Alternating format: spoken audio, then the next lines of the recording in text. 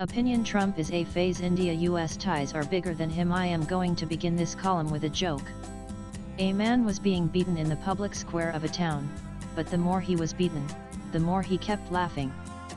Finally, someone watching the proceedings asked him why he was laughing. The man answered, "These people are beating me because they think I am Dhiru. But I am actually Viru." The joke may sound facetious, but it is both an illustration of the essence of Vedantic wisdom that you are not what you or others think you are, Tativam Aj, and of the principle that it is futile to beat the wrong person. My worry is that, in our reaction to Donald Trump's DT tantrums, we may lose sight of the fact that India has diplomatic relations with the United States of America, and not with a transient individual who will, within the next 2 years hopefully, become part of a short chapter of history that both Indians and Americans may wish to forget. I accept that it is tempting in today's age of 24hour news cycles and Twitter-driven diplomacy to see history through the narrow prism of personality.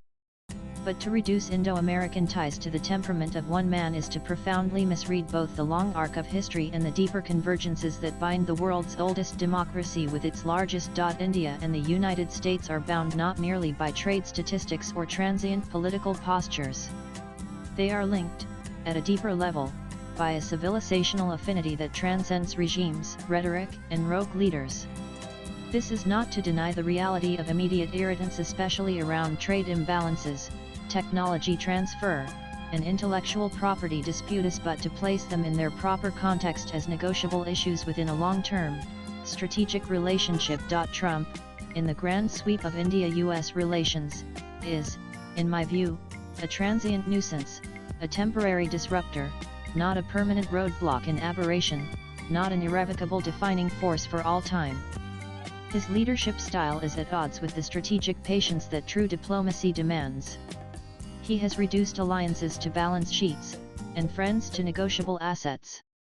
Yet, despite his provocations, the structural foundations of the India-US partnership remain intact. Defense cooperation expanded, foundational agreements like BICA and COMCASA were signed, and strategic dialogues deepened. That such progress occurred even during Trump's erratic presidency is testimony to the resilience of the relationship. The goal of our diplomacy then must be not to throw the baby, which is the long-term perspective of Indo-American relations, out with the bathwater of a notoriously eccentric and unstable individual. How we do this will be the real test of our diplomacy. There are two aspects to this.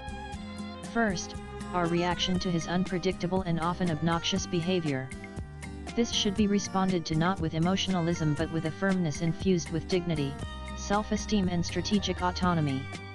Dignity, because that befits our civilizational ethos. Self-esteem, because we are not a pushover, nor are we at his mercy, and, above all, strategic autonomy, because, as a sovereign nation, we shall not be dictated to by anyone, however powerful he may think he is, in deciding how we conduct our foreign policy and the choices we make in our national interest. Second, we should, through this temporary squall, continue to focus on the long-term convergences and mutually beneficial dividends that are the foundation of Indo-American relations.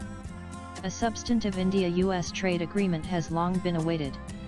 Both countries have much to gain. The US is India's largest trading partner in goods and services, and India is a rising economic power with a rapidly growing consumer base and a sophisticated IT and pharma sector. A comprehensive agreement could address tariff barriers, ease investment flows, unlock supply chains, and enhance collaboration in sectors such as defense, high-tech, clean energy, digital services, and healthcare. There may be Trump-engineered setbacks to such an agreement, including news even as I write this of even higher tariffs, but the conclusion of a trade deal must remain one of our pivotal goals. We should also focus on our strengths within the US. In contemporary times, the Indian-American diaspora, now over 4.5 million strong, serves as a living bridge. It is a community that excels in business, medicine, technology, and politics. From Silicon Valley boardrooms to Capitol Hill chambers, the Indian-American presence affirms the compatibility and complementarity of our two democracies. There are geopolitical synergies as well, given the relentless Chinese pursuit of hegemony in the Pacific region and elsewhere. Perhaps the senseless arbitrariness of Trump should make us smell the coffee, and put our own house in order. We need to diversify our trade markets, negotiate new destinations for our goods, and reduce dependence on any one country for our critical needs. We also need to do far more on the ease of doing business arena, and make our economy more competitive, while continuing to upgrade our military infrastructure. Swipe left for next video. Trump will come and go, but India must emerge stronger and more dynamic at the end of it. The writer is a former diplomat, an author, and a politician. Views expressed in the above piece are personal and solely those of the author. They do not necessarily reflect IndiaUS 18's views. Latest blogs.